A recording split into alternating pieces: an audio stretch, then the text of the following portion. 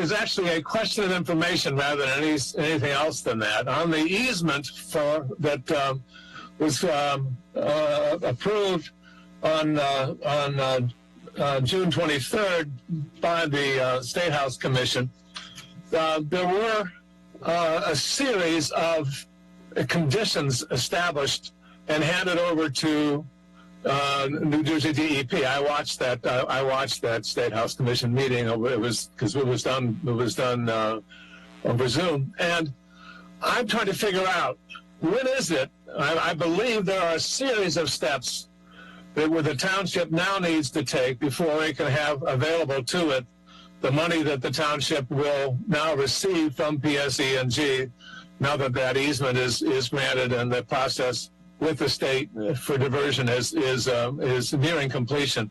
I hope someone can explain just what it is that those additional steps, because I think that they are complicated. They're going to involve knowing whether or not the property that the township wants to turn over from what it has in its ownership, but is not yet parkland, whether it's park-worthy or not contaminated and so forth, and what its value is as we try to get access to some of that money that PSE&G will make available by virtue of this diversion.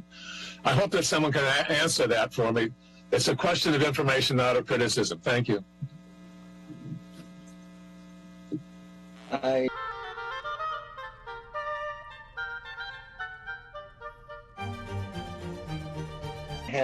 I'm going to ask Dean if you could please to discuss that issue that was raised, I believe, by Dr. Paris. As the easement was approved this evening for the diversion, PSE&G will issue a compensation check, which is going to be deposited into the township's already established designated account. We cannot withdraw the funds to compensate itself for the diversion replacement parcels until those replacement parcels are formally approved by Green Acres.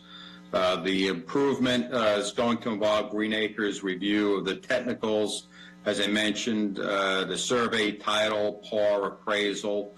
So we're familiar with the process that needs to take place. For each of these parcels, the township is going to need to draft a deed from itself to itself, which Green Acres will review, and which will include Green Acres restrictive language about not being able to use the land for other than recreation and conservation purposes without the approval of the DEP commissioner and the State House Commission. As everyone knows, you must acquire 3.37 acres of new land or designate for parkland use encumbered land it already owns if the value of that acquired or designated land is less than the cash contributions by PSE&G, then the remaining funds must be used for land acquisition, not park improvements. However, I was told if we designate land already owned, we can reimburse ourselves for the value of that land, and those reimbursement funds may be used for park improvements or other municipal purposes. So we're familiar with the process. I've been in touch with DEP.